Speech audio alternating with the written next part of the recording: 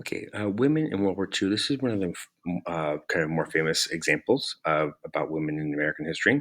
So our starting dates where the U.S. enters World War II, and the reason is because at that point United States needs to increase its war production. So factories need to produce more tanks, planes, ships, equipment for the war, all that kind of stuff. And our time period ends here in 1945 with the end of the war, when the soldiers come home and things kind of return back to kind of normal.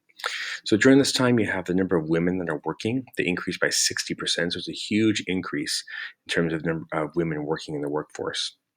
And for the first time, you have kind of this widespread use of married women. Previously, a lot of women that worked were either like young and single women, or they tended to be poorer women. But here we have, for the first time, kind of married women that are working in the workforce. That's kind of a new thing. And the reason for that is because they're replacing the men fighting in the war. Now, it should be noted that Black women, they were working as well, and they were paid even less than women. So women were paid less than men, and Black women were paid even less than that.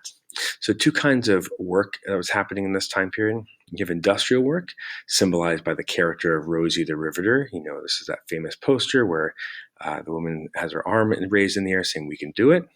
Uh, in these industries, women joined unions, just like men had done previously, and they were trained in like heavy industries, things like welding and chemical mixing, that sort of thing. These are jobs that had traditionally been done by men. On the other side, you had these government girls. These were clerks and secretaries and typists, kind of the more traditional pink collar jobs that women had done previously, but they were now working in government agencies. You also had women that were enlisted in the WACs and the WAVES. This is kind of the auxiliary corps of the Army and the Navy that did clerical jobs. They were actually part of the Army, part of the Navy, but they weren't seeing combat. They would be like at military bases in the United States, doing filing, typing, secretarial work, that sort of thing.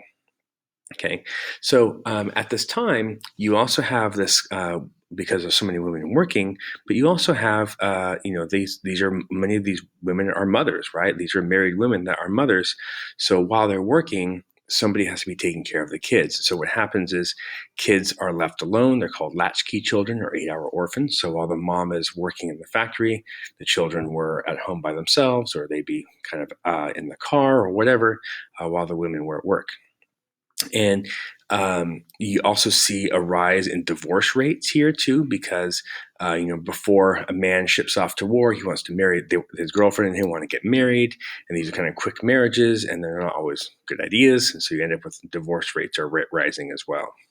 And then at the end of the war, so 1945, when the war ends, there's an expectation that women return back to their traditional roles, traditional jobs, right?